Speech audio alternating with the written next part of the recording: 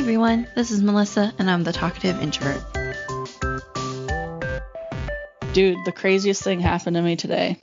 Oh my god, good thing I'm recording this. Tell me. I'm in line for Jack in the Box drive-thru for breakfast because my lunch was at 10 a.m. today. So, and I'm just minding my own beeswax, and the car in front of me all of a sudden hits the car in front of it, and I'm just like, oh shit, some drama's about to happen. Sorry, what are we talking about? Oh, just something that happened to me today. I was catch up to speed in the Jack in the Box drive-thru line in my car. Okay. And on my lunch, which was at 10 a.m., so I'm getting breakfast. And the car in front of me hits the car in front of it, and she gets all pissed off and jumps out, and then realizes he's having some sort of heart attack or seizure or something like that, and just starts screaming, he's dying, somebody call 911. That's a lot. And I'm just like, okay, lady, you're not handling this right. I throw my car in the park, run up there, open his door, see if he's conscious at all. He's not. He's having a seizure.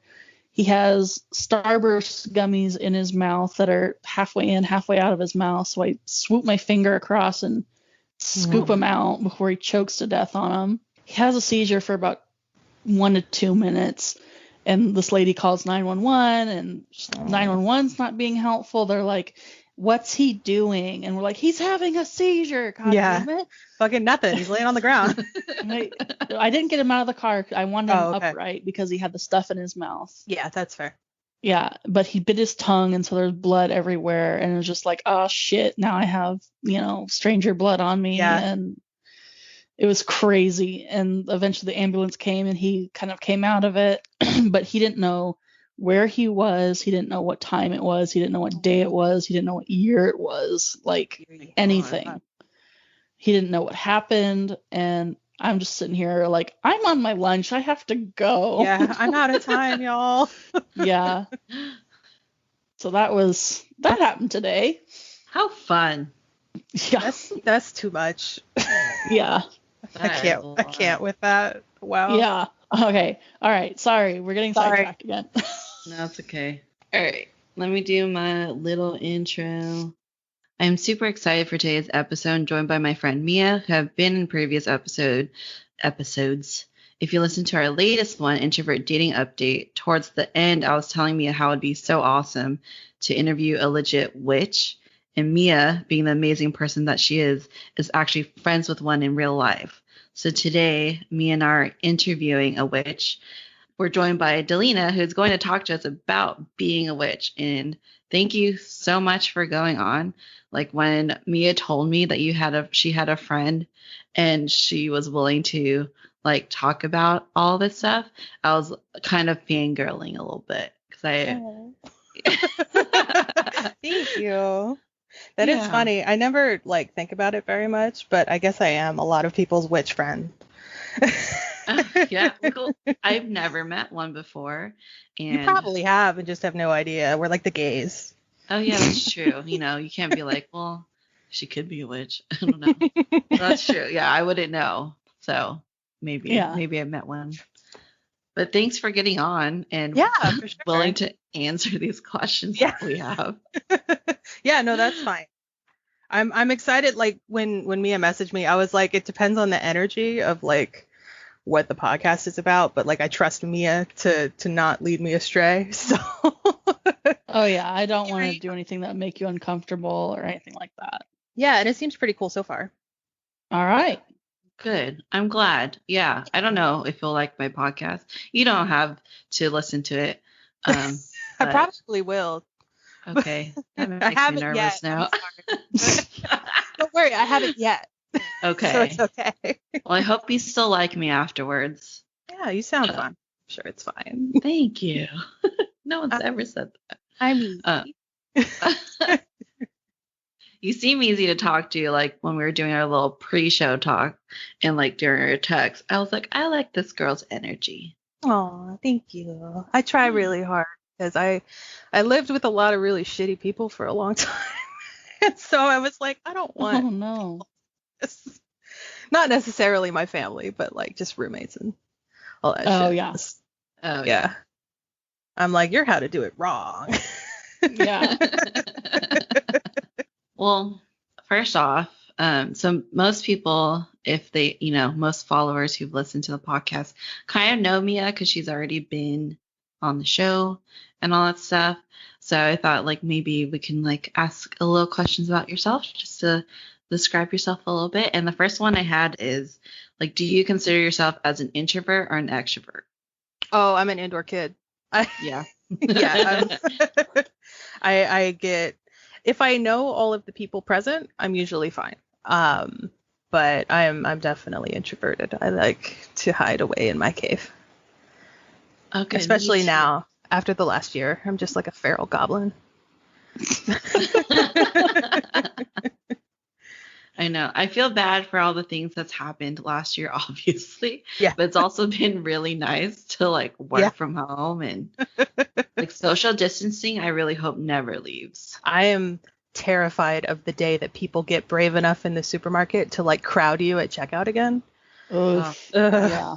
I used to like, not a full panic attack, but I would go into alert mode when people get too close to me in the checkout. Oh yeah, for sure. Oh yeah. Oh, it's so annoying, especially when they smell. Especially when they're like big ass dudes. And like not like breathing. They're just large and in your area. Like no. Yeah, just them like breathing in your space is too much. And I mean that goes for anyone, for me. Yeah. Yeah. Like if you can feel their body heat, that's too close. Yeah.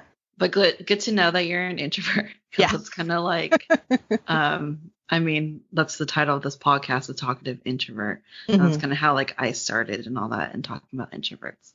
So I talk so much, Melissa. I talk so much.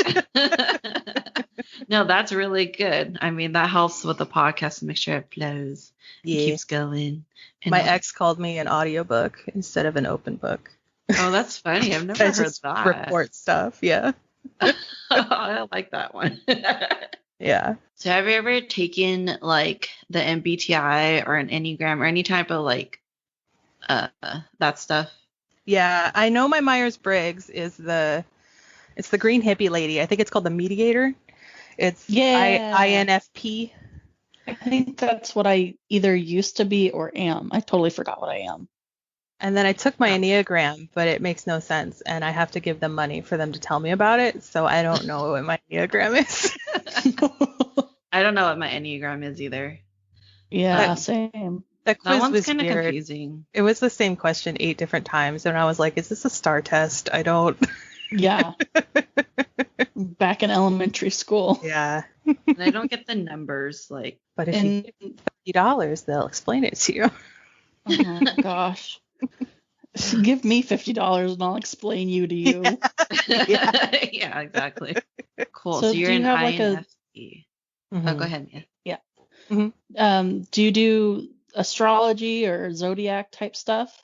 I don't. I know mine because my mother does. I'm a Scorpio with a Virgo rising and a Libra moon, and she is a Virgo with a Scorpio rising and then a Cancer moon. And so we thought at one point that we both had Cancer moons, but it turns out it's not. But she runs all of our birth charts like within a week of us coming out. Oh wow. So I have access to my birth chart. I was a little bit into astrology when I was in high school, but now I just sort of casually know of them. Like I know loosely the dates. I know July is a Cancer because I got a birthday in July, and I know that like October, November is Scorpio because all of my friends are Scorpios. Like I know loosely based on other friends, but I couldn't. Mm-hmm. I couldn't sit down and be like, oh, Gemini. Like I can't do that. Yeah. Like so your mom like knows how to. Oh, sorry. No, go ahead. I was just asking, like, so your mom like knows how to read birth charts and stuff, like. Well, there's just a program that you type the day in, and then it used to be a CD that you would buy, and then this was like in the 90s. You would put it into your computer, and then you just type in all the birth info, and it just spits out, like probably like the Myers-Briggs report. It just like spits out what all the numbers mean. And it's like a book. It's like 30 to 40 pages. And then she would just bind it, and then they were just in the house. So I found them, you know, and that kind of thing. That's cool. Yeah. Were you gonna say, Mia? I forgot. Okay. Sorry. Okay. It was just something vague about how I know what I am. Like, I'm a Taurus, and I know that my mom's a Cancer, and but I don't know any of the risings or moons or suns or anything like that. Yeah. I know of them. Yeah. Full stop. Yeah. Like, I know I'm a Taurus, and that's it. Yeah. I feel like they're pretty accurate, or at least mine is, unfortunately. Some of them are written though so that they apply to literally everyone.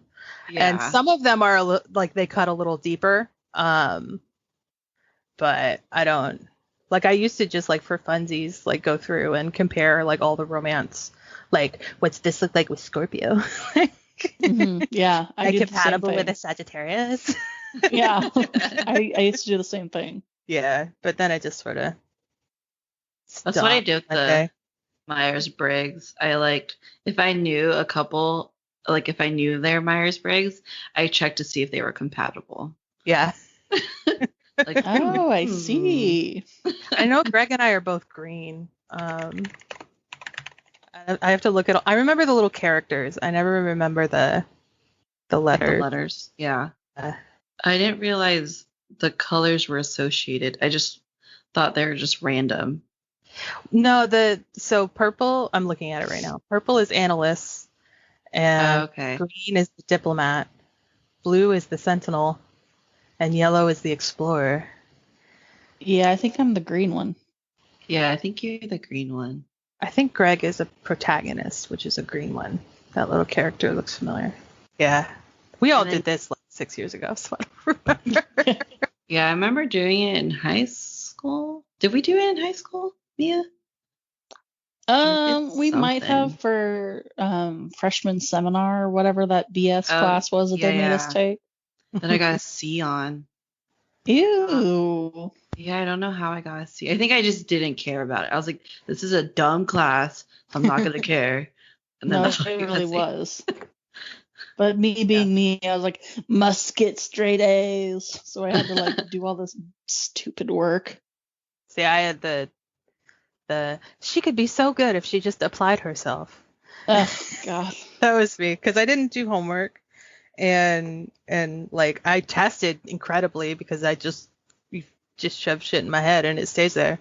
Yeah. Like my friends all called me Wiki because I just know random bullshit so much. But my teachers were always like if only she could apply herself. And then now I'm like, I had ADHD and I needed help. Yeah. Yeah. Same. So I know that I asked you before the show, but I did ask you which was the appropriate term. And then you said you were going to elaborate on that. Like, yeah. Right. So there's witchcraft, and then there's Wicca, and then there's 1,000 umbrellas of anything that could feasibly be connected to witchcraft. So Wicca and a Wiccan is a path. So that is like a Protestant. Like Wicca has a structure and its own rules and that sort of thing. Witchcraft and paganism are like the umbrella on top of that, and then witchcraft and paganism themselves are sort of a Venn diagram. I won't go full like anthropology on it because I don't remember most of it, but I'm definitely not a Wiccan. We follow Cusp, which is climbing up the spiral pathway, which is a path that my parents and their coven actually sort of designed in the 90s, like 93, 94, I think. Probably wrong, but something like that. And so that follows under a paganism. And then the path can be applied to any religion under that, because witchcraft itself isn't like the religion, it's the practice. And so there can be Christian witches and there can be atheist witches and stuff like that. Oh, interesting. And then like my mom likes to tell the story that one of her cousins is the best witch she ever met, but she's like super Christian, like deep South Christian. I've never spoken to her because my mom moved to California. Like she moved out of the South in like the 70s, and then I was born in California, so I've met all of those people once when I was like 2.5, you know. Mm-hmm. Yeah.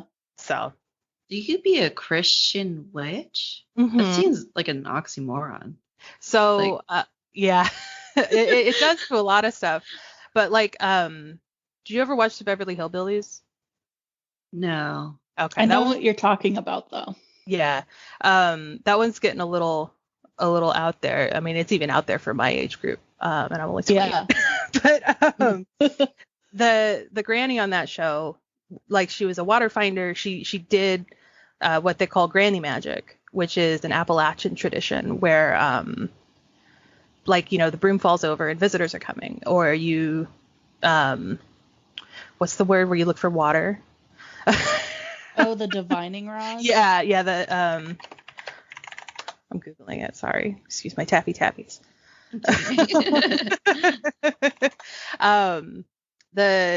I think divining might be the word. I feel like there's another word. But like that sort of stuff. And then some of them could read like the way that their egg cracked and make decisions based on that. And that's all called granny magic. And that's not necessarily a type of paganism, but it is a type of witchcraft. And so voodoo is a religion. Hoodoo is the practice. So voodoo is tied very closely to Catholicism and their own African roots up through there. And then hoodoo is using roots and brick dust and whatever you have on hand to do spells, basically, or just any kind of meditational casting. And that is the practice, which is a type of witchcraft. And then you also get into like going, I said no anthropology, but I'm going to go anthropology. In South America, those tribes, there's, I don't remember what they're called. I know one of them is the Yanomamo. This might be the wrong one, but one of them will do dances where spiritually they will go forth and attack their village, like this rival village, and spiritually they will have the battle without ever stabbing anybody, you know? Oh, okay. Yeah.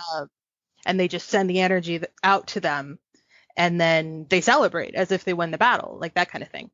And that is considered a type of witchcraft. So basically there's like hundreds of types of quote unquote witchcraft, but they're all called different things. And and it's like, I'm sure there's a definition from the anthropology point of view that I forgot because I took that class like 10 years ago. But it's the kind of thing where a person puts their intention and spiritual energy towards completing something without, I mean, with direct action, but also with like the call down to a higher power to assist, sort of. So is that like what you do? Yeah, for the most part. Mine is like my specific Delena brand. Yeah. I work in a lot of the ways with intention. So there's 3 in Wicca, and there's also something called Gardnerians and Alexandrians, and they are very by the book about it. But that kind of paganism witchcraft thing is like, there's 10 million names for the types. Like there's druids and there's Asatrues and there's, I don't remember the other one. One of them is Odin and one of them is Thor. And all that kind of thing. And some of them have what's called the levels. And so there's first level witch, second level witch, and third level witch. The first level is the dabbling and the learning. You're the student. And then the second level is you're the teacher, and the third level is you're the master, you're the priestess. And I did take all three of my levels, and a lot of the things that they teach are about like working with intention and speaking with intention in your everyday daily life. And the way that that's worked for me sounds a lot like psychology, mm-hmm. where like you just speak your intentions into the world, even when you talk about yourself. Like that makes sense. You never say I had a bad day, because you've got all this day left. You just say, wow, the last few hours have been really hard, like that kind of thing. And then I have people go like, well, that's just psychology. And I'm like, yeah, that's why it works so well. That's kind of like The Secret, Oprah's The Secret that she made all popular. Yeah. I never read it, but I know of it. Yeah, same. But it's just like all like a mindset type thing. Yeah. And then I like that. Yeah, me too. Yeah, it's nice. And then there are some like with Wiccans, they have a whole like identified god and goddess, I think. I don't know. I wasn't raised in Wicca. This is just what I've osmosified. Yeah. Yeah. Okay. And so they have the green man, who is like the god figure, and then I want to say Mother Gaia, probably, like the earth.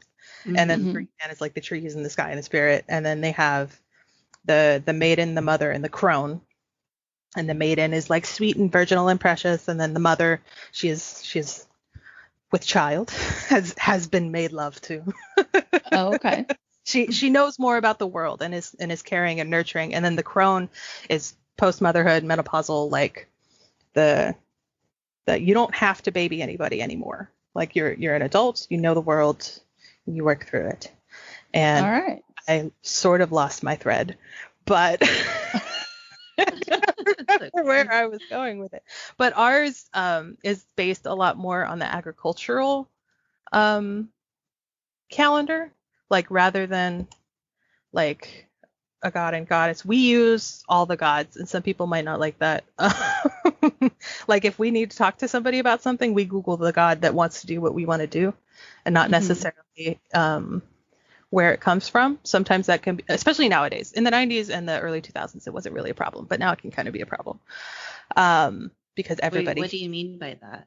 Appropriation wise, there's closed religions, and I know some people like work with Lilith, who is the official first woman before Adam. And she was thrown into hell for wanting to be on top. Yeah. And I know of some Jewish people that take real offense to people working with Lilith, because that's very, very core to their tenets. I don't know a lot about Judaism or the Torah, but the person who was very angry about it told me that not to use it.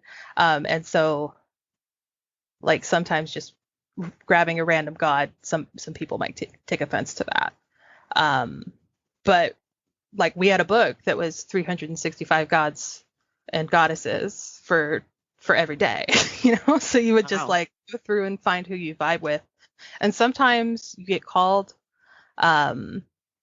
like I went through a few months probably a year or two in high school where Kali came up every goddamn second of every day. Like I would just the destroyer. Yeah, Kali the Destroyer. I think she's Indian. Yes. Like I would just be watching TV and a movie came on, or I would switch channels and it would be the part of Indiana Jones where he's like Kalima. Like that kind of random thing happens all the time. It's called synchronicities. But Kali came up like 8 or 9 times in the course of a few weeks. And then I was like, all right, maybe she wants to talk to me. Maybe I should look into this sort of thing. And it helped. Sorry, go ahead. No, go ahead. Oh, it helped because she's the goddess of time and creation and destruction and power. And I was like deep into puberty, Yeah. So I'm going through a lot of shit. And so like taking that, you look for the book about her, you find out something um to honor and talk, and then you meditate on it. And then sometimes and that's how you would communicate with her. Sometimes some people, I'm bad at meditating. Me Hopefully too. it's the Me too. ADHD. But typically when I meditate, especially guided meditation, they'll be talking about something and I'm doing other shit. Like one time I did a past life regression, and she was like, you find this beautiful temple that's full of doors. You're going to pick a door, and then you're going to stop and be with it. Well, mine was an archway that I could see, like the sun, and like the mountains, and I could see all the shit on the other side of the archway. And she's like, look at your door. What kind of wood is it made out of? Touch it. Does it do anything? And I'm just like, fucking, there's nothing here. There's nothing to touch. I would like to go look at that garden down there, please. Funny. So some people really connect with their gods through meditations. And then I've mostly just sort of thought about it in my day to day and then accepted signs as they come, that sort of thing. Mm-hmm. I'm really passive about all of it because it's been here for so long, if that makes sense. Like a lot of people have to work really hard to shield, which is where they intentionally like protect their thoughts and themselves from being affected by their environment and other people who, like evil eye kind of thing. And people from really horsing their gig. It's called shielding. But I never had to do that. Mine's just sort of always on. And so people are like, how do you do this? And I'm like, oh. Well, that's kind of good. Kind of lucky. Yeah. Yeah, I think it's just from being brought up with it. Mm-hmm. I do like the idea of like the different gods and picking the one that really resonates with you or like resonates with you at the time. Because like I kind of have an issue. Well, my mom doesn't listen.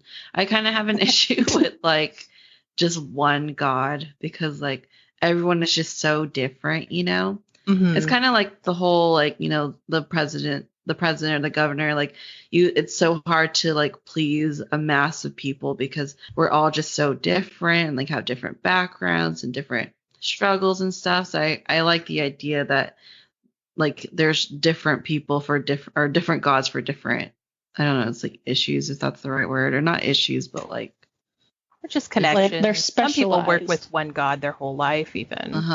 Yeah. Yeah, I know right now, like I said before, some people have a problem with that, especially when it comes to ancestor worship, and that sort of thing. But a thing that I've heard, I don't do a lot of ancestor worship, so it doesn't really come up very much. But like everybody has an ancestor, and so like the Day of the Dead thing, some people are like, hey, that's ours, and I respect that, and I can agree with that to a point. But like everybody has somebody in their line that they could be like, hey, how you think it's going? Yeah, like talking to a deceased relative. Yeah, or even just praying to them or burning a candle for them or that sort of thing. Maybe not a full ofrenda like Day of the Dead thing. But we do Samhain is our it's the night of the 31st over into the 1st, and it's one of the high holidays of October. Yes, sorry. Okay, no, it's okay. I just wanted to clarify. Yeah, the night of Halloween over into November 1st.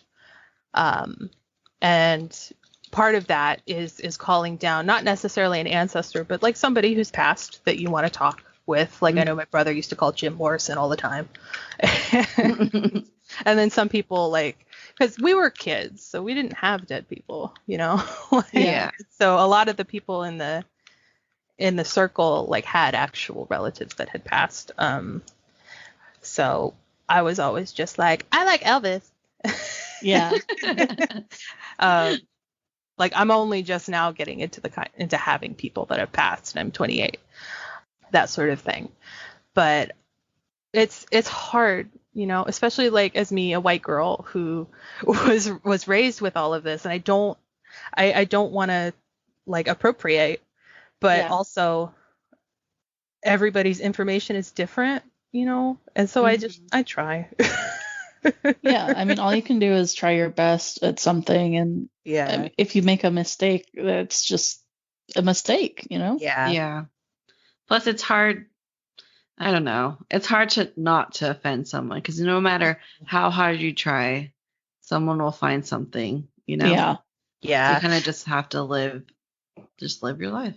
Yeah. It's also hard coming out of the Tumblr wars where I saw somebody describe it, how on Tumblr, like a 14-year-old would write this incredible, like perfectly believable, like hard feelings rant that sound so impressive and is just so completely factually wrong.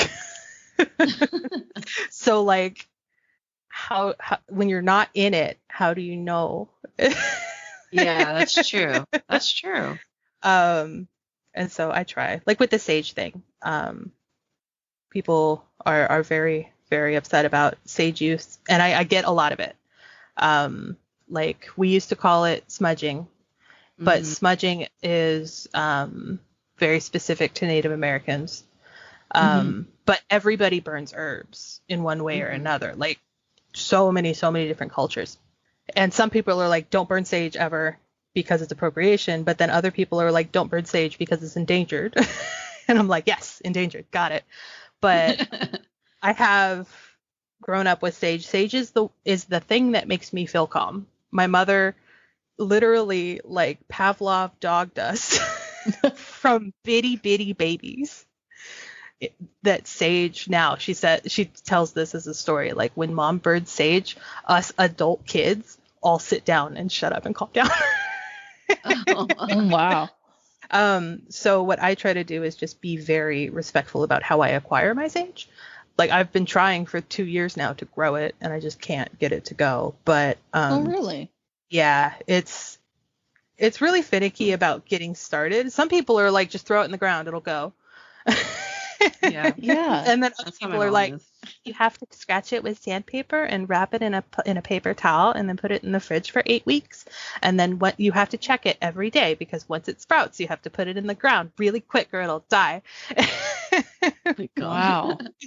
Yeah. And I'm like, which one is right? What do I do? I've tried like 4 different ones, and then I've gotten a seedling twice, and then I've killed it because I forgot to water it, because it was a seedling and it needed watered like every 4.5 hours. Yeah. But that's funny. My dad's house has sage like everywhere, I swear. Well, this is white sage specifically. Oh, okay.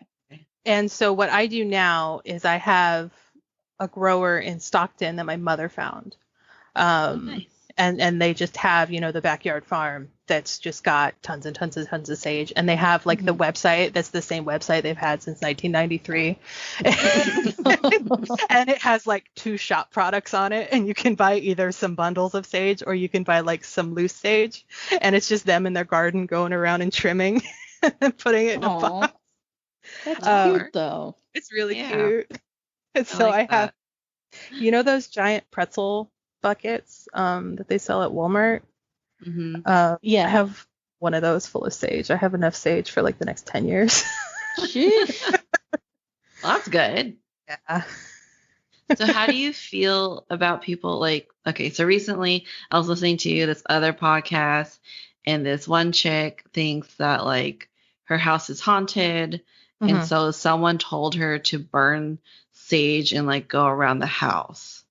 Like, does that make you angry, or like? No, I would offer to do it for her. It's that's one of the ones where people where you get into saging versus smudging. Because smudging is a very ritualistic Native American thing, and they don't always use white sage. They use like special herbs. Some tribes only use white sage. Some tribes never ever use white sage. And that sort of thing. And so you can burn a lot of different herbs. And I heard someone say to call it seining, which is, I think, Irish. Scottish. It's Scottish. Saining? Yeah, Saining. Saining. Okay. I don't know anything about saining, but I know that someone was like, "Hey, use this word instead of smudging." I call it saging, because we pretty much exclusively use sage in my house. Okay. And you get a bundle, or you get a shell, a frying pan, something that's not going to catch on fire. And some people like to use the really big abalone shells, and you put sand in it, and then you burn the sage, and you just sort of take your shell around with you to catch all of the ashes and the sparky bits. What's that called? It's a C. I don't know. The parts that are on fire that are falling off of the burning thing.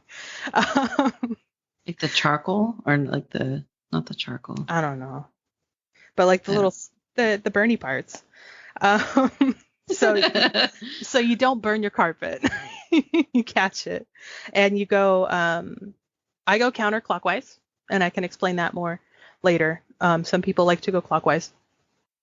And you just open all your windows, open all your doors, anything that has like a secret cubby, like a closet that's got a corner that's got a bunch of stuff in it.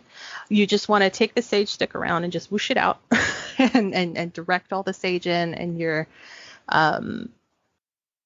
cleansing is what you're doing. And any stagnant energy or negative energy that's in the house, be it a spirit or just the fact that people live there, you're cleaning. And that sort of cleans it out. Some people really go the full, like, dress like the Romany people and like go full character, and that's kind of offensive. But I don't have a problem with someone who's like, hey, can you clean my house or teach me how to clean my house? Okay. So like non-witch like, people, like it's totally cool to use as long as you're doing it properly. Yeah, you just want to make sure that they know why they're doing it and what the intention of the action is. And that they don't burn their house down or set off their smoke detector. That'd be good. yeah, that kind of thing. Okay, cool. I tried. Yeah, I wasn't sure, like, because people were, I don't know, because I was like, I wonder if that's offensive, because they don't actually practice it, It's just that a lot of weird things were happening in their house, and they wanted to, clean Some it. people will say no to that because of the Native American appropriation thing. Mm-hmm. And calling it smudging and pretending you're Native American, like putting like special headdresses on or something like that. That's super offensive. But I definitely wouldn't do that. Yeah, but like there's cultures all over the world that burn smoke to cleanse themselves. If you're not comfortable using white sage, you could use rosemary, you could use sagebrush, you could use table sage. I have pineapple sage right now that I did get to grow that I'm trying to dry and see how that goes. Okay. Cool. I've heard that burning bay leaves actually has some sort of effect on people that makes them like calm and sleepy. Yes, it's a very similar sort of reaction to sage. I think bay leaf is in the mint family. And so it's going to smell really clean. And, well, it'll smell clean to me because I smoke my house out once a month. Yeah. But, people burn bay leaves. People burn juniper brush or rose petals. Do you ever use is it called Florida water or something like that? Yes, my mom makes that. Okay. I don't use it. I'm really bad about cleaning my house with anything but sage. But there's Florida water, which I think you just sort of like, how the Catholics walk around with the little stick and like shoot the water everywhere. It's that the stick with the ball on it. Yeah, it's like I don't know what it's called. The big silver thing that they. What's it called? I haven't stepped into a Catholic church in a really long time. Same. Google it. Holy water sprinkler. What you called? Oh, it's just a holy water pot. It's boring. Oh, yeah, aspergillium. An aspergillium. or an aspergill. And that's the one with the ball on the end. Okay, so they're just like, that's holy water, right? Yeah. No, isn't the ball the smoke? And then No, that's a sensor. That's different. That's like a little bowl that has like a lid on it. And then they've got resin burning in there, it's very similar to saging. And then it's usually frankincense and myrrh. I love how I'm talking like I'm Catholic, but my father was raised Catholic, so or my dad, stepdad.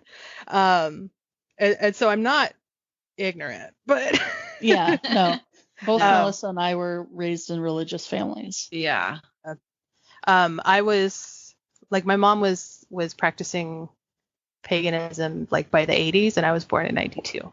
And then when she married my dad in 97, I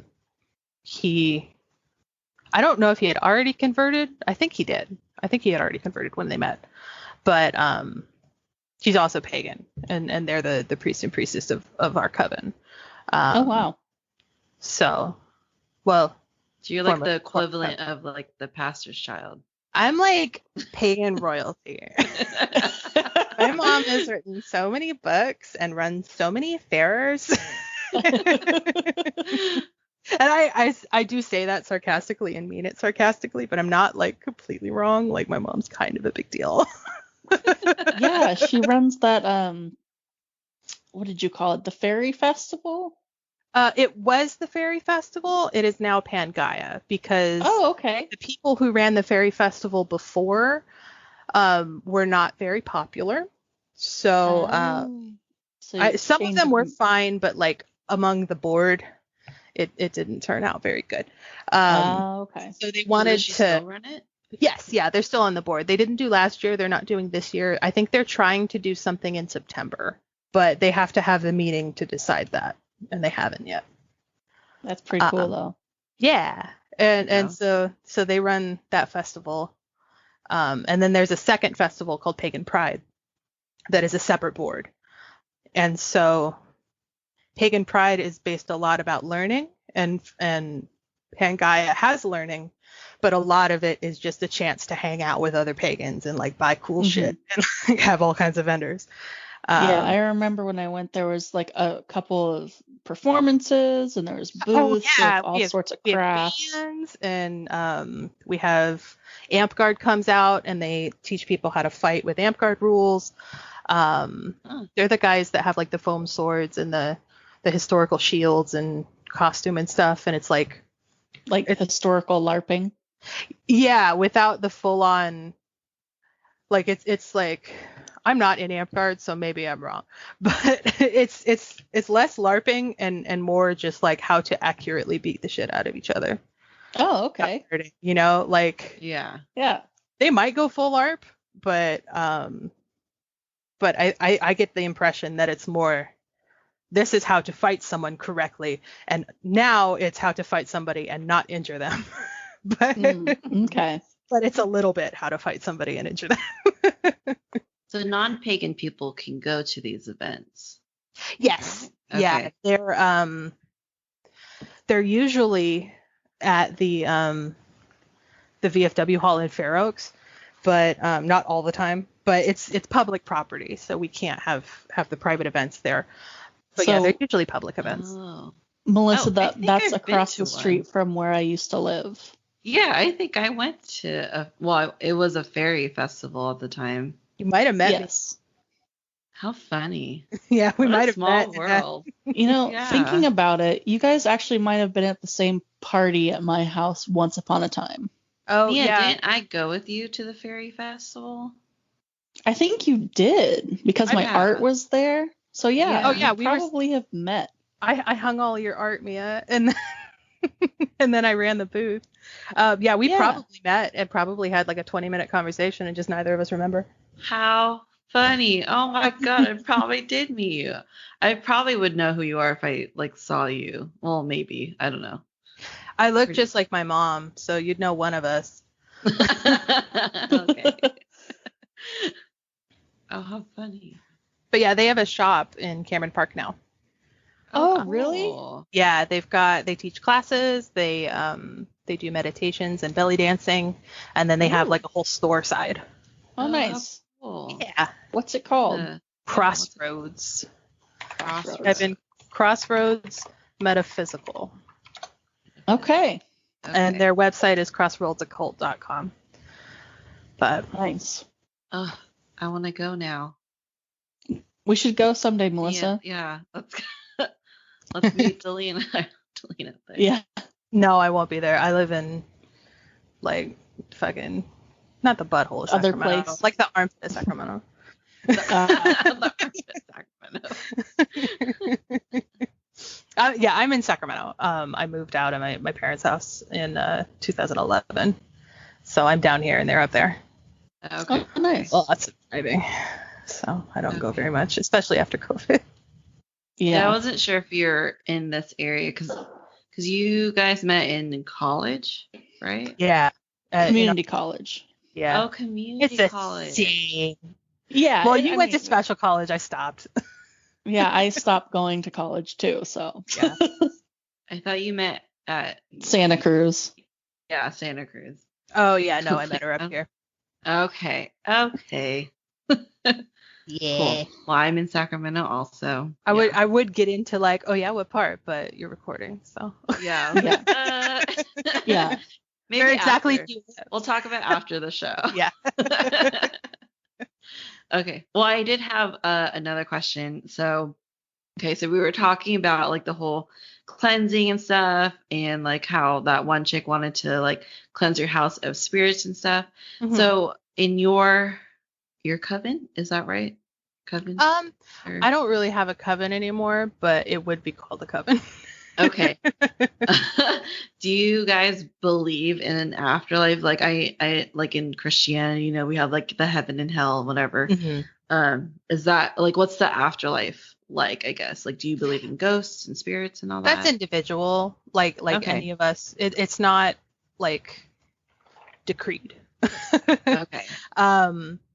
Some of us do believe, like I'm into ghosts, and it's called stone tape theory, which is where when you repeat an action long enough, the very like the buildings and the world around you records that kind of action.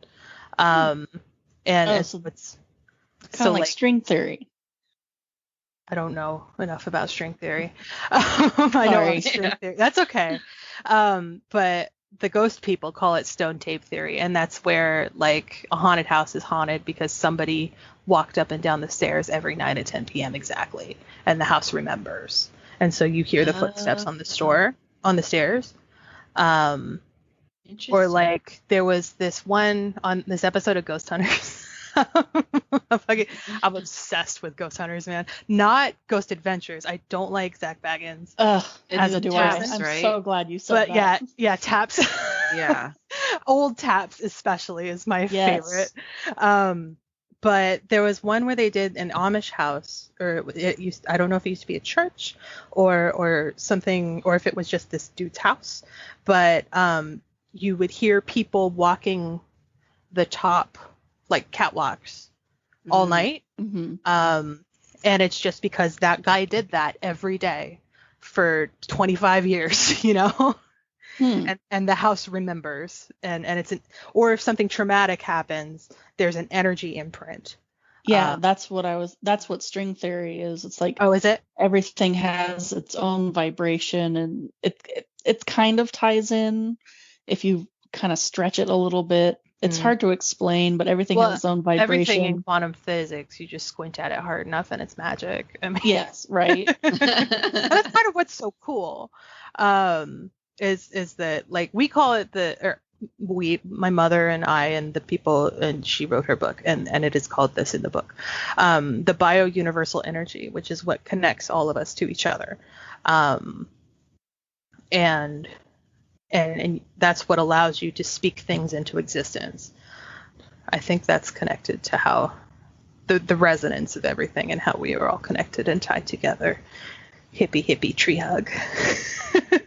Well, it's not even just hippie tree hug. That's scientific. That's science. Hug. Okay. But yeah, that sort of thing. And then yeah. Not so necessarily like a ghost is like haunting you, but more like there's that imprint. I think it could be, because I also believe, like, I don't believe in demons, and I believe in sort of like this primordial energy that doesn't care. If that makes sense. Like where people are like, you upset it and now it wants to kill you. I don't think they care enough about what we're doing as people to if you like, I described it to somebody once as like, if you walked into Athena's temple and you kicked over her altar and you yelled at her and you were like, you're fake, blah, blah, blah, like she would kick you out. But she's not going to like haunt you for the rest of her life. She's got shit to do, you know? Yeah. Like that kind of flavor of energy existing. And then maybe if somebody like needs something done bad enough, they could be a spirit, or if they just like hanging out and they just want to see what, like, as people spirits, like they just want to see what's up. Yeah. So I kind of have a situation similar to, what you're talking about. Like, 2 people passed away in the house that I live in. Mm-hmm. And both my mother and I have had separate experiences where, nobody else has been around to verify it, but something has said hello to her and something has said hello to me. And it's, it's not been evil or anything like that. It's just like you don't feel scared. No, not really. I mean, it was kind of creepy because it was in the middle of the night and I was in bed. Yeah. So what? That's just kind of rude. So would you just treat it like a normal person, like as if they walked in and said, hey, like walk into your room and said, hey, what's up? Yeah, you could do that. And yeah, I would do that, especially since you don't feel threatened. Like the kind of threatening energy where somebody's like, this is my house. But you also want to be like with intention, and you want to be authoritative because they might not like it, but this is your house now. But if they're not threatening in any way, I would just be like, hey, I don't mind that you're here. Please don't wake me up at 2 a.m. Yeah. If you want to hang out and chat, that's cool. Please do it when I'm awake. Yeah. I would love to hear from you. That'd be awesome. If you don't want to, like, if you're not here to scare us or threaten us or anything, you're welcome to stay. I have a sleep schedule that I would like to keep. Yeah. Like, if you want to hang out while I'm on the couch reading a book, you can sit on the other couch. I won't mind. Like that kind of, yeah, just have a conversation but like, not like a bad roommate, but like a roommate where they just moved in and you want to be like, hey. Yeah. You want to be inclusive. Yeah. And then if they are like, if it starts being negative, then you evict them. And you're like, all right. Oh, okay.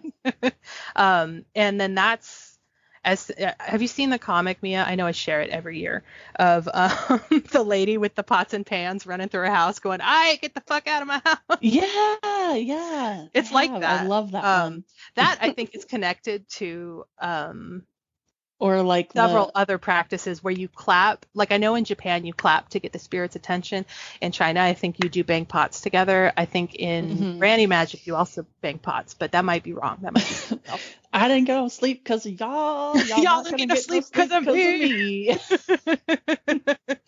But yeah, it's an attention grabber, and like you're clinking the glass at a wedding. Like, all right, listen to me now. This is my house. Mm-hmm. If you're cool, you can chill. The stage is not for you. If you aren't cool, get the fuck out of my house.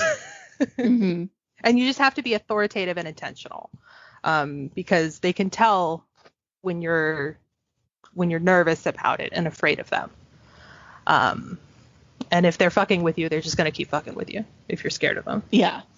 Well, to be honest, at the time I freaked out. I was like, I said something that was like, no, I don't want to do this tonight, and then I left the room. That's a good one. Okay. Yeah, but you could also just be like, if that happens again, you can be like, you're scaring me, and then just have that be the end of it. And sometimes they're just like, oh shit, sorry. Oh, okay. Yeah, and just be like, the thing that you're doing is scaring me. If you want to talk, we can do it later, but right now you're scary, and I need you to stop. It definitely freaked me out. Mm-hmm. It would freak me out. Like, yeah. Like your Delena, your like view on like the spiritual world is very, in my opinion, like very positive, like as compared to, I guess, my upbringing, especially like kids who come from like Catholic backgrounds or like super everything's background. a demon. Yeah, like the devil. If it's talking to you, it's a demon. Yeah, Yeah. And so like for example, I refuse to use a Ouija board in our house. Oh, I don't use Ouija boards. Yeah, because to me that's just like a key to, I don't know, the spiritual world and inviting whoever and whatever into our space, and I'm like not for that at all. And it is a direct invitation, and that's something else that you have to be very intentional and direct with. You have to say, these are the only people I'm interested in talking in. If you have any negative thoughts or feelings or anything towards me, you are not invited to this conversation. If you are benevolent and positive, we'd love to hear from you or something like that. But I don't fuck with that. Yeah. My mom has done it several times with success, but I don't have enough energy for real people. Yeah. If that makes sense. No, I get that. The spirit people also, I'll just talk to them normal. I don't want to write an essay. I definitely get that. Yeah. But yeah, I know lots of people that, and then there's like the rules on how to use a Ouija board. I don't even know them. But I guess according to all of my ghost podcasts that I listen to, some people, you have to touch knees and like make the connection. Like the board has to be sitting on your knees. Oh. Okay. And then you do that, and then some people, like, it's on the floor with like the candles around, and then you have to say goodbye and stuff like that. And I mean, but that's just polite saying goodbye. But yeah, I'm not necessarily afraid of them. I just don't want to deal with them. If that makes sense. No, that makes complete sense. Like if you don't want to talk to, physical humans, why would you want to talk to non-physical humans? I don't want to dial a random phone number and then get whatever I get, Yeah. Yeah, definitely. That's a good way of putting it. Yep. So, I just lost my train of thought. My train has no tracks. It just goes. So have you been, because you said your mom has done it successfully. So have you ever been just part of it? Not actually doing it, because you say you don't do it, but. Yeah, not in a serious way. I fucked with the board when I was little, but I never tried to talk to anybody, and it would always be me alone. And so there's no movement happening. There can be movement when you're alone. But no, because I was really little, and then mom did the thing where she's like, you can use this, but you have to be very, oh no, she didn't say you could use it. She said I could use it when I was older, but it's this is very powerful. You have to be very intentional with how you use it. You don't just call things with no reason. She had the mom talk with me where you explain things to a 7-year-old. Or actually I would have been 11 or 12 at that time. But yeah, I know, when I was little, I was like, that's neat. And then that was the end of it. I never really, it's just not interesting. She also does table tapping, which is similar, but takes 1 billion years. You hover your hands, you get a little round table, preferably with 3 legs, and you hover your hands just barely on the surface. Mm-hmm. And however many times your hands touch the table is a letter. So 1 to 26. Oh God. Okay. Yeah. It takes hours. So I've never done that, but she's done that before with success with the coven. Okay. So I know we were talking about Ouija boards, but do you use anything else like, like you see on TV, like Yeah. a crystal ball or something? Oh, that Crystal was my balls are next cool. question. Yeah. Crystal balls are cool. I've never used one. I own them because they're pretty and I like shiny rocks. But also they Yes. can set your house on fire because they're a double convex lens. So Yes. I don't have Oh. out. That's Yes. really fun in the store. When people are like looking at crystals, you're like, hey, make sure you cover this if you're going to leave it out on your table. And they're like, why? Can they reach out to us? And it's like, no, they'll burn your house down. Because The the sunlight sun will burn your house because the down. sunlight will hit it just right and set your table on fire. Oh, Yeah. I never thought about that. Yeah. My mom has a really cool picture from the 80s of her holding one and it looks normal. And then the next picture of her looking down at it and it's like glowing. Ooh. Mm-hmm. That's It's cool. I'm sorry for my cup noise just now. Oh, it's okay. So you do. So does she use it? Or it's just. I don't know if she does anymore. I've done scrying with black mirrors, which is where you just take a photo frame and you put black behind it and then you sear, basically. You stare at it until stuff happens. It's like meditation with a prop. And then I did pendulums for a little while, but I never have enough questions, if that makes sense. Yeah. Because it's always been here. I did all of my like, when will I get a boyfriend in high school? Like any girl would. Yeah. Like I had already had my girlfriend, and I was like, now it's time for a pee-pee. Give me a boyfriend, yes or no? But So do you use like cauldrons and make potions? Or yeah, is that those like are a thing. complete myth? Okay. No, those are a thing. Cauldrons are expensive because they're cast iron. Oh yeah. So I have a little bitty one that I burn instead of the shell. I use it for my sage, and so it's just got sand and salt in it, and then it just holds burning things for me.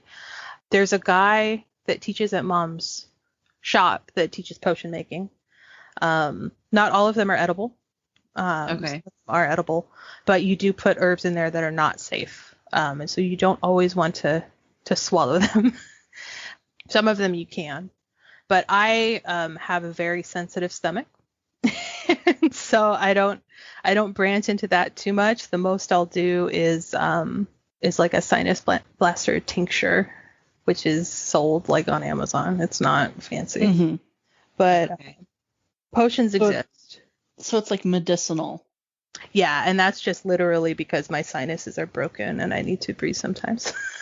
Oh yeah, breathing is good. Breathing is awesome.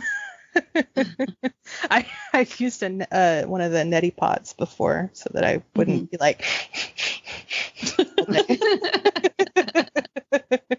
But yeah, cauldrons for my experience are just for holding things that are on fire. Okay. All right, fair enough. Yeah, or I mean, some people use them to cook, or they use them they use them for specific purposes. But in my experience and my practice, it is just to contain burning things. Okay. And some people even just use a frying pan. Oh, like those cast iron skillets or Yeah, any cast iron, stainless steel, you just put sand in the bottom and then burn on top of the sand. Okay, got it. Yeah.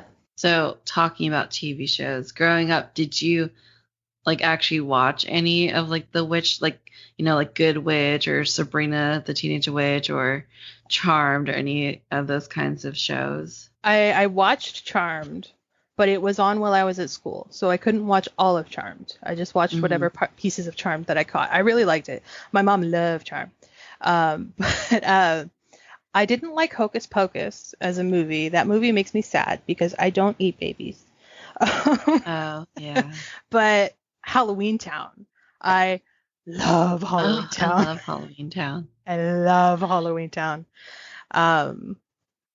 But that one was a TV movie and Hocus Pocus was a theater movie. So everybody knows about Hocus Pocus and not Halloween Town. I know about both of them. Were you a Disney kid? That's why I was a Disney Cartoon Network kid. We didn't have cable growing up, so it was like when I went to my grandparents' house and it would be Halloween, it would be like a super special thing if Halloween Town was on. Yeah. Yeah. I love Halloween Town. I have all I feel 4 like it's DVDs. it's a millennial thing. Yeah. Millennial kids know what that is. Yeah. Well, they either pick Hocus Pocus or Halloween Town in my experience. Yeah. And I don't, Hocus Pocus makes me sad because they're all like painted to be ugly and like eat babies and want to murder children. Yeah. To like, was it to stay youthful? Yeah. Alive. Yeah. Yeah. Like Stardust. I love the witches in Stardust though, because like they're evil witches without eating babies. They just want to eat stars. They're like the fun evil witches for me. They're not like the gross monster evil witches. Yeah. Okay. But no, the only thing on TV really that like upsets me is when a haunting show pretends that it's secular. And then in season 3, everything is a demon and everything is witchcraft and everything needs to be solved by Catholics. Like, The Haunted did that for me. There was a show on Netflix. It wasn't on Netflix, but I found it on Netflix. That was about haunted animals. It was awesome for 2 seasons, and then everything was a witch's fault and demonic and needed a Catholic to come save it. And I was like, you couldn't just fucking do the same show again. You had to. You can tell they ran out of ideas. Yeah. That really upsets me. And then when everything, I know some people that get really mad at stuff like Supernatural and stuff. When they call it Samhain instead of Samhain, that just makes me laugh. Because like it's Celtic, like it's hard to say. It's pronounced totally different than you're saying. M and H make a V sound. But I think that stuff is kind of funny because it's like, oh, they read a book once. But some people get livid when that kind of thing comes up. Yeah, I bet. Yeah. I get that because like growing up and with everything we're exposed to, you know, witches are evil and witches are bad and all that stuff. And that's why I'm like so fascinated for people who are actually like identify as a witch. Like I grew up super religious and we were like, you know, witchcraft is bad. And like I went to a school where they didn't even let the kids, I mean, I loved Harry Potter, but some of the kids in that school weren't even allowed to watch or read the books. Yeah. And it was like insane. I was like, why? Yeah. I liked Harry Potter up until fucking she lost her damn mind. And I mean, it was there the whole time. You mean J.K. Rowling? Yeah. Rolling like bowling. Oh, whatever. That's how Stephen Fry says it. He always has to correct people because he read the audiobooks. And so anytime on QI, when somebody says it, he's like, no, it's rolling like bowling. Oh, okay. You learn something new every day. Rolling. Oh, I didn't know that. Yeah. It's like how Rihanna is Rihanna. Because of Stephen Fry. Is it Rihanna or Rihanna? It's Rihanna. Is it? Oh, okay. See, I would say Rihanna because that's the goddess. Yeah, because I saw it like on an interview. And I'm like, that's so hard to change. I have to say Rihanna. Yeah. Where is it? Oh, it's not on Wiki. Maybe it's me. I feel like it was somebody's daughter in some mythology. Oh, it's Rhiannon. Oh, like the Stevie Nicks song. Yeah, there's the Fleetwood Mac song, but that name, she's a queen in Welsh mythology. So yeah, that makes more sense. The Rihanna or Rhiannon. I would say that Rhiannon too. Looking at that, that's neat. I like her vibe. I don't listen to a lot of her music, just because like I missed that. Like I was balls deep in My Chemical Romance at that time. So she said, wearing a My Chemical Romance tank top. Funny. I think they were supposed to play at Aftershock, but they're not anymore. Yeah, they were gonna play last year. My parents had tickets and they got refunded, I think, or they got pushed. I don't know. I think you had the option to take a refund or just wait. Because I honestly only wanted to go for them, and that was it. I saw them in 2008 and in 2006. Oh, nice. Yeah. I wouldn't have been allowed to go. They are very to me. My dad took me both times. It was fun because I was like, there's this concert I really want to go to. I'm like 13 or 14. Like, I really want to go to this. And he's like, okay, give me the CD and we'll see. And then he was like, this is fucking great. Oh, that's awesome. I sometimes listen to like, they have like the emo station on Spotify, you know? Yeah. So I'll listen to that every once in a while, just for nostalgia. Yeah. Anyways. What was our other questions? So do you have rituals that you do on a regular basis? Not so much anymore. We have 8 holidays. And I used to mostly do the holidays. Some people would do every new moon and every full moon on top of the holidays. But I usually would just do the holidays. And it's just once every 6 weeks. It's really easy because it's based on the cycle of the year. So what's a holiday? Because it's, like in Christianity, we have Christmas and Easter and all that. Those are our holidays. Did you know that? Oh, no. Yeah. So I can go through the wheel of the year with you.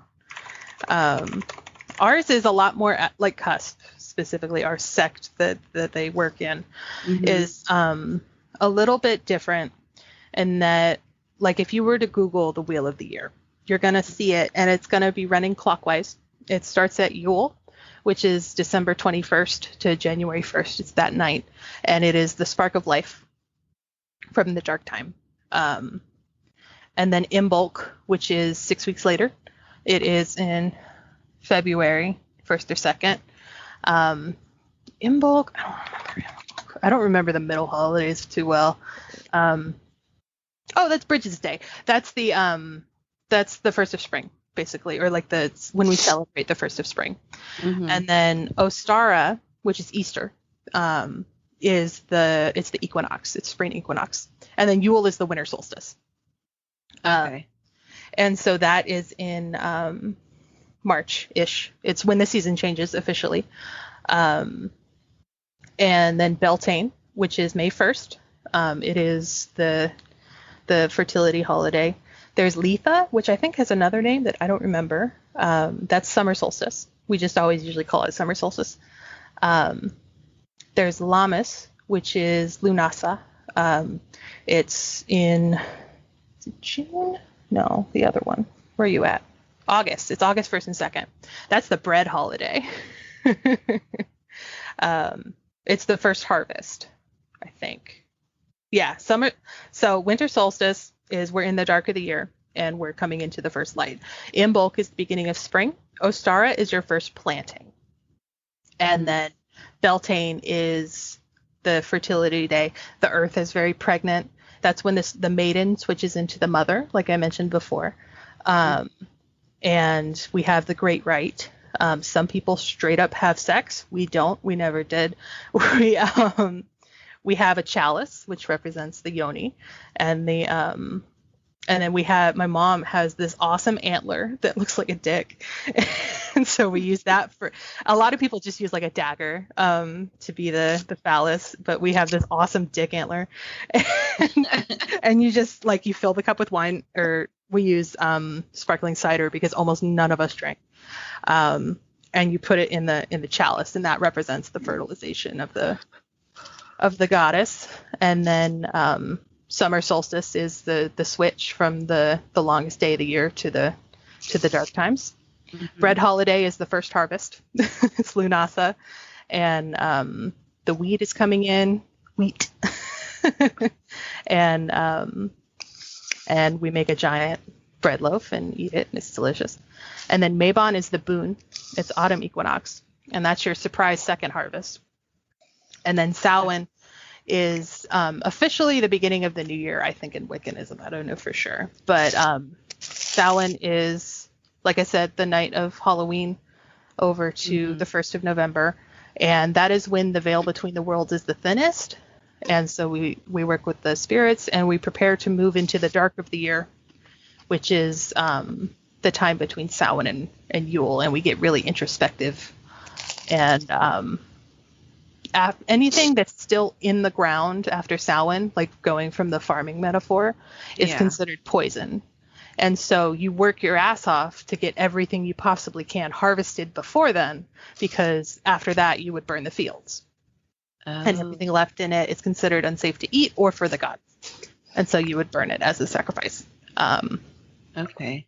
And then it comes back to Yule, which is the spark of the first light, which is winter solstice. So I explained that really roundabout. I'm sorry. No, it's okay. I got most of it. But you said like, because I was saying like Christmas, Easter, and stuff. But those came from your guys' calendar or whatever. Like, so do you know the history of that? Like how they're linked? Yeah. So the winter solstice is like astrologically, it's anywhere from the 19th to the 23rd. We typically celebrate on the 21st, and it is the celebration of the coming of the sun god. And 4 days later is Christmas, which is the celebration of the coming of the Son of God. And Christmas trees are ours. They tried to ban Christmas trees and Christmas altogether because it was the celebration of Saturnalia and like the pagan gods. But the people were not having that in Europe at the time. When the church was trying to get rid of that. And so they shifted, because Jesus was probably born in like April. Like if you like historically count back in the shepherds in their fields, they wouldn't have been in their fields in December, you know? Yeah. Even if it's in the Middle East, they wouldn't be out in their fields with their sheep in December. And so it was probably sometime in March or April, I think, they decided. I think somebody actually counted and figured it out, too. Yeah, I remember someone, like, I don't know, disproving that. Yeah. And so they took December 25th because it was close to a lot of the smaller pagan holidays that they were working with, like Saturnalia and Yule and that sort of thing. And then also all of the traditions were the traditions that the common people were already doing. And they just sort of cleaned him up and slapped a Jesus on it. And then Ostara is Easter. We celebrate the fertility. It's not quite fertilized like Beltane is, but that is when the earth is turning green. We're becoming like your balls deep in spring by the time that comes in. And the hunting for an egg is a pagan tradition. A woman would hide an egg and her mate would go off to find it. And if he found it, they would celebrate by having sex and hopefully have a baby. And stuff like that. And if you look down, somebody sat down with me one time and it was like, yeah, all of them are within like 4 to 9 days of our holidays and they all celebrate about the same thing. Okay, that's someone interesting. Knows it a lot better than I do, but I honestly don't know enough about, like, except for the holidays that they make us like celebrate in the US. I don't know a lot of the other holidays. Like I think Ash Wednesday is connected to something and stuff like that. Yeah. Well, Ash Wednesday is like, isn't it like 40 days before Easter? Is it the beginning or the end of Lent? It's the beginning of Lent. The because beginning. Then after that, you do the 40 days of whatever you decide to give up. Yeah. And so that would be Imbolc because it's about 6 weeks. Okay. Yeah. Oh, yeah, that makes sense. Yeah, 6 weeks. Yeah. And then my brain's gone. Sorry. No, okay. No, that's interesting because, like, for Easter, I didn't really understand the whole egg and bunny and bird or like chicken or chick reference and all that stuff. Yeah. And like I remember asking my mom about it because her parents were originally Catholic and then they converted over. And she was like, that's an American thing because like in the Philippines, they don't even do like the whole egg hunting and stuff. Yeah. Yeah, that's really commercialized, like American stuff. But it has roots. Wow. I learned so much today. Oh, good. I'm so glad. I feel so bad because we're like not even halfway through your little paper of questions. I know. We're like in the hour. I talk so much. I'm sorry. But honestly, like if you're totally up for it, we could do a part 2. I could do whatever you want to do. Okay. I could talk for hours. Because I have like so many more questions, but I feel like we're gonna like go hours. I don't mind going hours. If you guys have commitments, that's fine. I haven't talked to anybody in a week and a half that doesn't live with me. And at that time, I didn't know most of everybody. So really, I was talking to the people that live with me. And then before that, I hadn't seen another person that I knew personally in like 7 months. And you can cut that out if you want. That's stupid. But no, it's fine. I could talk for forever. That's great. That fits in with this podcast. Yeah, but, I'm like your target audience, man. Yeah. I love all like the introvert stuff because I like only got into searching up introvert stuff like when I did the podcast, and then I was super excited that because Mia did say that you're an introvert, but I wanted to double check and ask you. Yeah. Like, oh my God, an introverted witch, like celebrity of my dreams, because I don't really care about celebrities. You know, so I was like, this is the type of person I want to talk to. But if you're up for it, we could do like different parts because I know we still have like a bunch of questions. But Mia, like, do you want to do one last question before we wrap up? Yeah, sure. Do you want me to ask any question or? Yeah, whatever whatever you like. Let me see. Make it a good one. This is the finale question. Oh God. No pressure or anything. Come on, Mia. It's all writing on you. Okay. I'm sorry. Podcast. Ignore me. I love you. So I guess just what advice do you have for people who are just getting into it or want to get into it? Like, what's a good place to start? I would say find a mentor that you jive with, because it's so different, the types of practices. And so if you find someone that's living the kind of witch that you're interested in, most of us love to talk and we'll talk about it for forever and ever. I would say books, but books are so, like, some of them are a little more open, but some of them are really black and white in what it's all about, instead of somebody who actually practices. I normally would know off the top of my head a lot of really great books, but I haven't read any in a really long time. Okay. But my mother writes books. You could read my mommy's books. We could plug her book. Yeah. No, she's got like 47 books. We could plug her name. I would just say to get super started, there's Facebook groups. Some of them suck, like any Facebook group, but you get a feel for the type of people in the group. Like, you don't have to comment, you don't have to talk to anything, just kind of stalk the group for a week or two and see what it feels like. And if it's something that you jive with, then you could start asking questions. A lot of us are really open to questions. Some of us are really pushy. And if anybody gets acidic or shitty with you, stop. Don't engage. Yeah. Just like any Facebook rules. No gatekeeping type stuff. Yes. Yeah. Gatekeeping can be really thing. We have the joke how everybody says you're not a witch if, and the people who are not witches are the people who say you're not a witch if. Yeah. You could, look for Facebook groups. There used to be a thing called Witchvox that I think went under, but it was like a chat for finding groups. And so I think people have made separate things on Facebook for how to find groups. Like, I'm in one called California Pagans.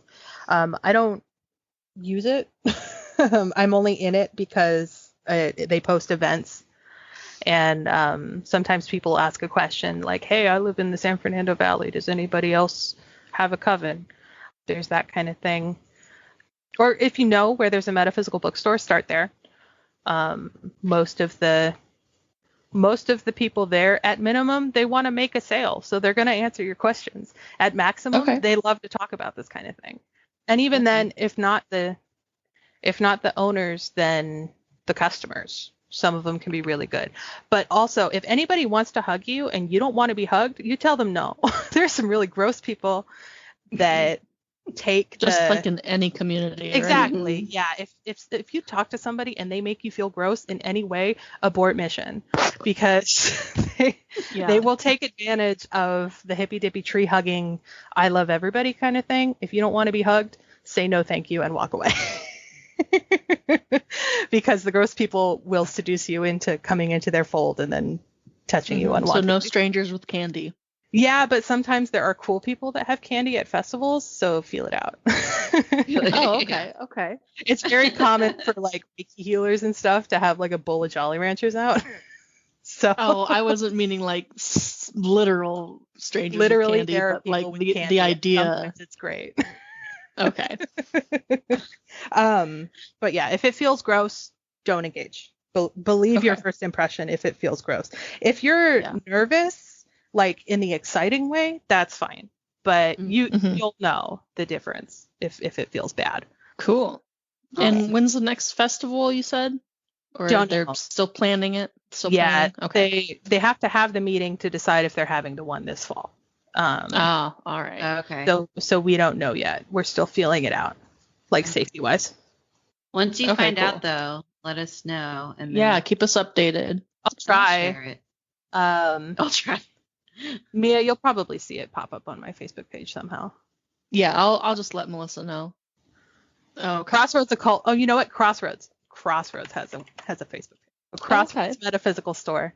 There's a picture of a dude who looks like Orlando Bloom with gray in his beard, and then a lady with salt and pepper blonde hair leaning over him. Those are my parents.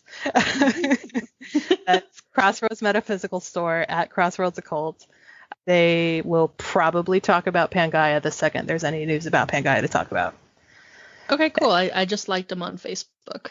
Cool. She also does lives, I think once a week, where they pull tarot cards and do like a Facebook live thing. It looks like they have a couple of upcoming events too. Yeah, anything at the store is going to be on here. Okay. I'll put the links in the description. Mean to plug my parents' store and be like, go buy from my mommy. But really, when I have a question, I ask mom. So, I mean, don't we all? Yeah. True. All right. Well, thanks, Delena, for getting on. I'm excited to do part 2. Yeah. Maybe part 3. I don't know. I have a ton of questions still. I feel like we haven't even done half the list. Thank you for putting up with me so far. No, I love it. It's great. I want to know more. And I love your energy, and I love you're easy to talk to. Well, thank you. I'm so glad. I worked very hard on that. Actually. Okay. I was really nervous. Or no, it's Juno. Juno is when she's like, you're so cool, you don't even know. And he's like, I actually try very hard. Yeah, I was really nervous because I'm not really good at meeting new people. This worked out. Say that I'm not, but I did work at a festival for several years, so I think technically I am only because of practice. Yeah. I definitely have a customer service persona. Yeah. Same. I should let you end your podcast. Oh, that's okay. All right. Thanks for making it to the end. If you enjoy what you hear and want to stay up to date on the show, please follow me on Facebook or on Instagram. You can also check out my website at thetalkativeintrovertpodcast.com. All the information will be on there as well as in the show notes. If you want to help support the show, please review and rate the podcast and share it with your friends and family. Thanks so much, and I'll talk to you guys in the next episode.